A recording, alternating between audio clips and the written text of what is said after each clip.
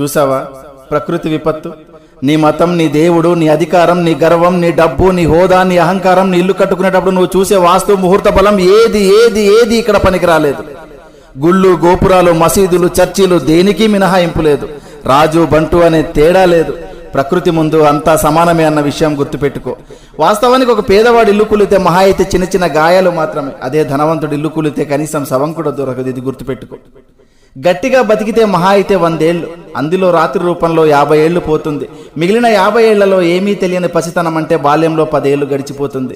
మిగిలిన 40 ఏళ్లలో చిట్ట చివరి వృద్ధాప్యంలో దినదిన గండంగా 5 ఏళ్ళు గడిచిపోతుంది. ఇంకా నీ కోసం మిగిలింది కేవలం 35 ఏళ్ళు మాత్రమే. ఈ 35 ఏళ్లలోనే నీ చదువు, నీ సంపాదన, నీ కుటుంబ బాధ్యత, బంధాలు, బంధుత్వాలు అన్నీ చూసుకోవాలి.